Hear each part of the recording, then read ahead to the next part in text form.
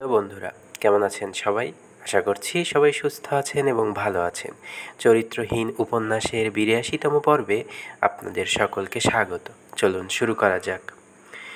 আচ্ছা, বের করাচ্ছি বলিয়া দিবাকর দাঁতে দাঁত ঘষিয়া উন্মত্ত প্রায় দ্রুত পদে ছুটিয়া আসিয়া নির্বাক কিরণময়ীকে সজোরে ধাক্কা মারিল। সমস্ত দিন ক্ষুধ পিপাসায় ক্লান্ত অবসন্ন কিরণময়ী সে ধাক্কা সামলাইতে পারিল না। প্রথমটা গিয়া সে একটা রঙের শূন্য বালতির উপর পড়িয়া তথা হইতে গড়াইয়া একটা ঘুঁটের ঝুড়ির উপরে মুখ গুজিয়া পড়িল। উন্মত্ত দিবাকর বলিল, যাও বেরোও, কে তোমার মারোয়ারি আছে, দূর হও বলিয়া ঘরের ভিতর গিয়া ঢুকিল। বাড়িওয়ালি বিকট চিৎকার করিয়া উঠিল।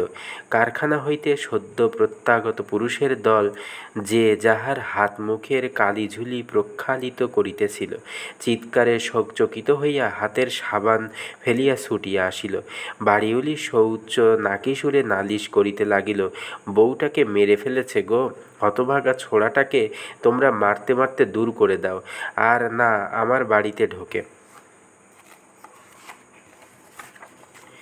বাড়িওয়ালির আদেশে তারা ভিড় করিয়া ঘরের মধ্যে প্রবেশ করিবার উদ্যোগ করিতেই কিরণময়ী মাথায় আঁচল তুলিয়া দিয়া উঠিয়া বসিয়া দৃঢ়স্বরে কহিল, ঝগড়াঝাটি কার ঘরে না হয়?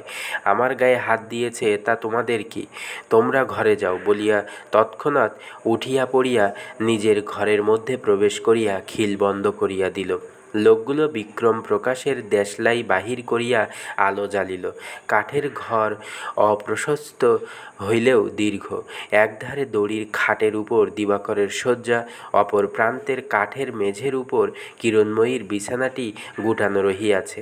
পায়ের দিকে কতকগুলি হাঁড়ি কলসি উপরি উপরি সাজানো, এবং সেই কোণেই কাঠের শিকায় রান্নার হাঁড়ি, কড়া, চাটু প্রভৃতি তোলা রহিয়াছে। ইহাই তাহাদের গৃহস্থলীর সমস্ত সাজ সরঞ্জাম। আলো জ্বালিয়া কিরণময়ী দ্বারের কাছে মেঝের উপর স্থির হইয়া বসিল।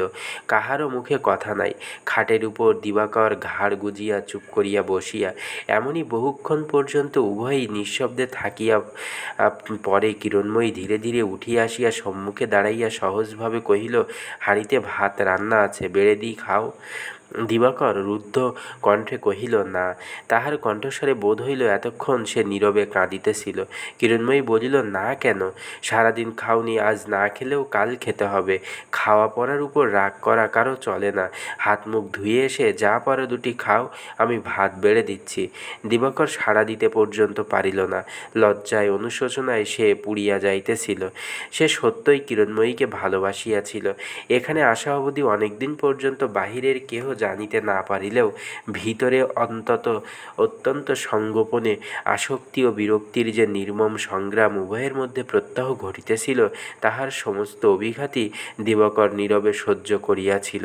কিছুদিন হইতে এই সমর প্রকাশ্য ও অত্যন্ত দুর্বার হইয়া উঠিবার মধ্যেও এমন উত্তেজনা বহুবার ঘটিয়া গিয়াছে, কিন্তু আজিকার পূর্বে কোনোদিনই সে এইরূপ আত্মবিস্মৃত হইয়া এত বড় পাশব আচরণ করে নাই। বস্তুত কোন কারণে, কোন অত্যাচারের ফলেই সে যে কিরণময়ীর গায়ে হাত তুলিতে পারে এবং সত্য সত্যই এইমাত্র তুলিয়াছে, তাহাই এখনও সে ঠিকমতো মনের মধ্যে গ্রহণ করিতে পারিতেছিল না। তাই ঘরে ঢুকিয়া সে স্বপ্নাবিষ্টের মতো তাহার বিছানায় আসিয়া বসিয়াছিল। কিন্তু ক্ষণেক পরেই কিরণময়ী যখন নিজের সমস্ত লাঞ্ছনা ঝাড়িয়া ফেলিয়া বাড়ির লোকের আক্রমণ ও নির্যাতন হইতে তাহাকে রক্ষা করিয়া ঘরে ঢুকিয়া খিল দিল, তখনই শুধু তাহার চৈতন্য ফিরিয়া আসিল। কিরণময়ীর অনুরোধ শেষ না হইতেই তরঙ্গ যেমন শৈলমূলে আছাড় খাইয়া পড়ে, তেমনি করিয়া সজোরে এই রমণীর পায়ের উপর পড়িয়া উপুর হইয়া উচ্ছ্বসিত আবেগে কাঁদিয়া উঠিল। বলিল, আমি পশু, আমাকে মাপ করো বৌদি। কিরণময়ী কিছুক্ষণ নির্বিকার স্তব্ধ থাকিয়া আগের মতোই সহজ কণ্ঠে কহিল, তোমার একার দোষ নয়, মানুষ মাত্রকেই এসব কাজ পশু করে ফেলে। আমাকেও একতিল কম পশু করেনি ঠাকুরপো। দিবাকর প্রবল বেগে মাথা নাড়িয়া বলিল, না না, অন্য কারো কথায় আমার কাজ নেই বৌদি, কিন্তু আমার আজকের অপরাধের প্রায়শ্চিত্ত হবে কি করে আমাকে বলে দাও, আমি তাই প্রাণপণে করব। কিরণময়ী কহিল, অপরাধ আবার কি? শোনোনি, এতে মানুষে মানুষকে খুন করে ফেলে। তুমি তো শুধু ঠেলে দিয়েছ, অপরাধ আমি করিনি। সব কি কেবল তোমারই দোষ? কিন্তু যাকগে, এসব সমস্ত অভিযোগ অনুযোগের আজ শেষ হয়ে গেছে। এতে তোমারও ভবিষ্যতে আর দরকার হবে না, আমারও না। এখন যাও, হাত মুখ ধুয়ে এসে ভাত খেতে বসো। আমি যেন আর দাঁড়াতে পারছি নে। দিবাকর ধীরে ধীরে উঠিয়া বসিল। কিরণময়ীর কণ্ঠস্বরে সে বুঝিয়াছিল আর কথাবার্তা কহিতেও সে ইচ্ছুক নয়।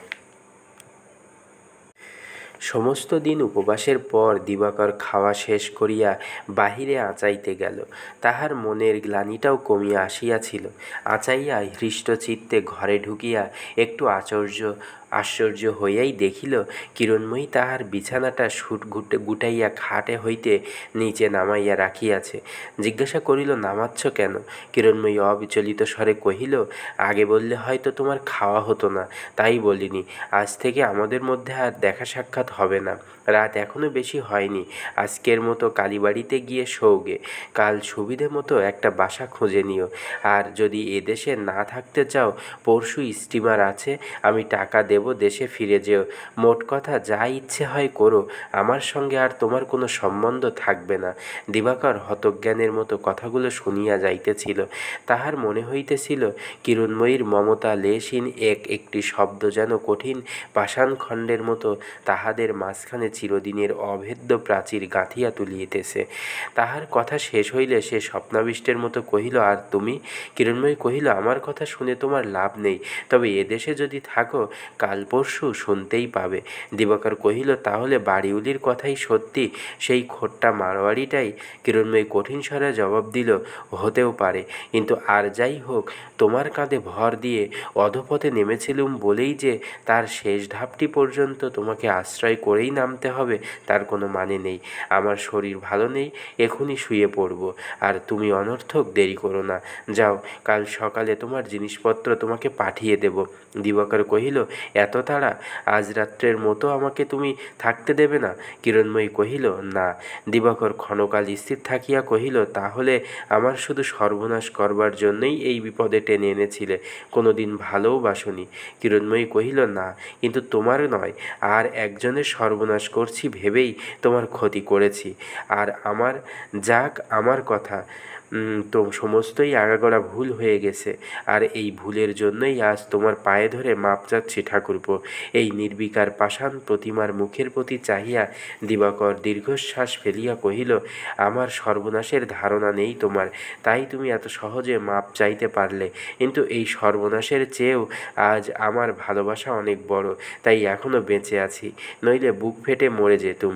কিন্তু একটা কথা আমাকে বুঝিয়ে বলো, যার কাছে তুমি যাবে তাকেও তো ভালোবাসো না, হয়তো চেনেও না, তবু আমাকে ছেড়ে সেখানে যেতে চাও কেন? আমি তো কোনোদিন তোমার কোনো অনিষ্ট করিনি, কিন্তু সত্যিই কি যাবে? কিরণময়ী ঘাড় নাড়িয়া বলিল, সত্যিই যাব। তারপরে বহুক্ষণ পর্যন্ত মাটির দিকে চুপ করিয়া চাহিয়া থাকিয়া মুখ তুলিয়া কহিল, না, আজ আর কিছুই গোপন করব না। আমি ভগবান মানি নে, আত্মা মানি নে, জন্মান্তর মানি নে, স্বর্গ নরক ওসব কিছুই মানি নে। ও সমস্তই আমার কাছে ভূয়, একেবারে মিথ্যে। আমি শুধু ইহকাল আর এই দেহটা। এ জীবনে কেবল একটা লোকের কাছে একদিন হার মেনেছিলুম, সে সুরবালা। কিন্তু সে কথা থাক, সত্যি বলছি ঠাকুরপো, আমি মানি শুধু ইহকাল আর এই সুন্দর দেহটাকে। কিন্তু আমার এমনই পোড়া কপাল যে এই দিয়ে অনঙ্গের মতো পতঙ্গটাকেও একদিন মজাতে চেয়েছিলুম। বলিয়া ক্ষুদ্র একটি নিঃশ্বাস ফেলিয়া কিরণময়ী স্তব্ধ হইয়া রহিল। মিনিট দুই স্থির থাকিয়া সে সহসা যেন জাগিয়া উঠিল। তারপরে একদিন, যেদিন সত্যি সত্যিই ভালোবাসলুম ঠাকুরপো, সেদিনই টের পেলাম কেন আমার সমস্ত দেহটা এতদিন এমন করে এর জন্য উন্মুখ হয়ে অপেক্ষা করেছিল। দিবাকর ব্যগ্র হইয়া কহিল, কাকে ভালোবাসলে বৌদি? কিরণময়ী একটু হাসিয়া যেন নিজের মনেই বলিতে লাগিল, ভেবেছিলুম আমার এ ভালোবাসার ছলনা বুঝি তোমাদের স্বর্গেও নেই, কিন্তু সে গর্ব টিকল না। সেদিন মহাভারতের দ্বন্দ্বেও মাথা হেঁট করে ফিরে এলুম। মোহের ঘোরে কেটে স্পষ্ট দেখতে পেলুম তাকে রূপ দিয়ে ভোলাতে পারি, এ সাধ্য আমার নেই। বন্ধুরা, আজ এই পর্যন্ত। পরবর্তী পর্ব আপনাদের জন্য আগামী দিন নিয়ে আসব। ততক্ষণ পর্যন্ত সবাই সুস্থ থাকবেন, ভালো থাকবেন।